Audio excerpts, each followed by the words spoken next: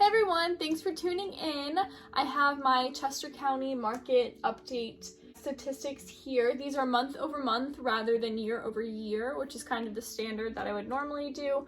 But since this time last year, we were in the middle of, well, we're still in the middle of a pandemic, but we were kind of in lockdown. We weren't allowed to practice real estate as agents. We weren't allowed to go into the office, anything like that. So rather than looking year over year, so looking at 2019, 2020, 2021, I have this past couple months of 2021 here to look at the different statistics and see how the market's going rather than doing the year over year due to the circumstances we are currently in and were in last May. So I'm just gonna get right into it. I will take a picture of this and post it along with the video and anything else that I write on the board just so you guys can see it, because I'm not sure how well this is picking up, but let's just get into it. So what I have here is I have January in the purple, February in blue, March in the green, and April in the orange.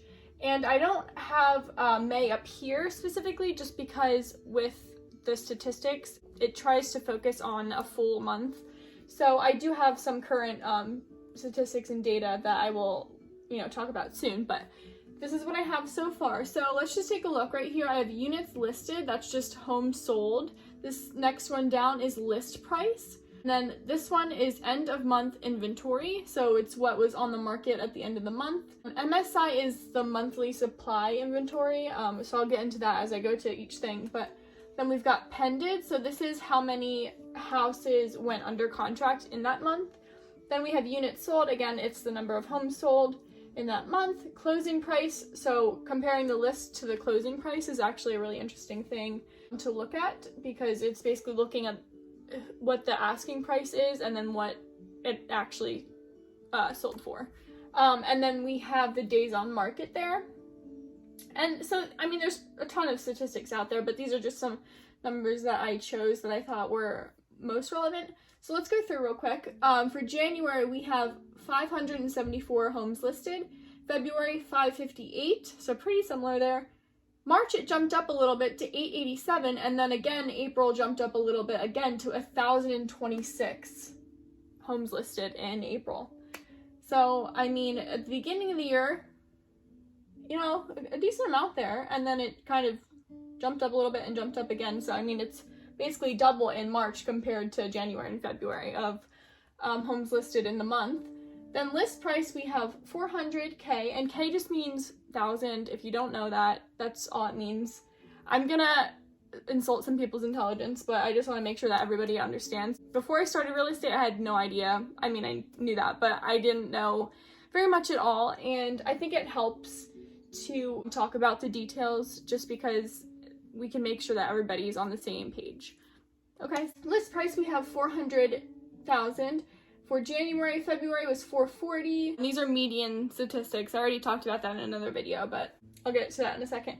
February, 440K, March, 438, and April, 440. So all around, kind of around the same, besides January is a little bit lower there, but February, March, and April around 440K is the list price. And then we have end of month inventory. So at the end of January, there was 815 homes on the market. End of February, 756. March, 821, and April, 935. So at the end of the month, that's the number of homes that were on the market.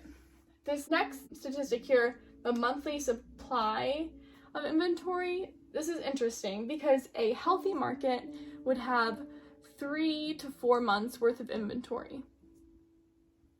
This is showing basically 1 month, 1.5 months, 2 months, and basically 1.5 months again. So still a lack of inventory there. The 3 or 4 months would be, in a healthy marketplace there. So pretty low, not as low as it has been at times, but still pretty low.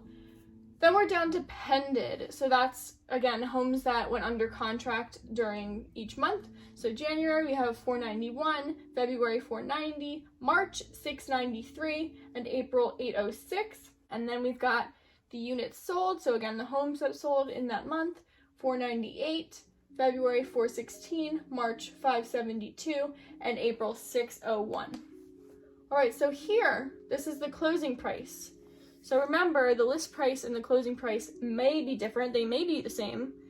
But if we look here, the median was $400 in January, and the closing price, median, was $384. And then the list price was $440 in February, $381 was the median. March, list price was $438. Close price, this is interesting, was $415. And then list price, the median was $440 in April, and the closing price was $410. Which is interesting, because we all have been hearing about overpaying and going way over asking, and while that is true, the median numbers here are showing that the closing price is lower than the list price.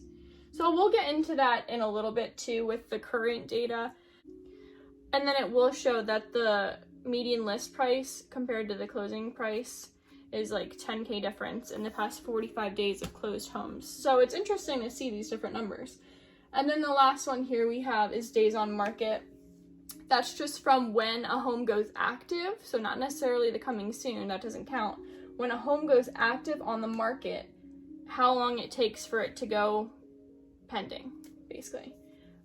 So January is 34 days, February 33 days, March 27 days, and then in April 21 days. So it's increasingly getting lower there. And again, this is the median, not the average, just because I didn't want any outliers to skew the data that way. But this is what I pulled from the MLS in Chester County. This is any price range anywhere in Chester County. So yeah, there could be some more expensive homes pulling them in certain directions and some cheaper homes pulling them certain directions. But the averages would be more affected than the medians there. All right. Show this a little bit closer up front. Again, I'll take a picture. But all right, so I'll take a picture real quick, and then we will come back. I'll write the current statistics that I have for the past 45 days, and then the current active and coming soon homes that we have on the market.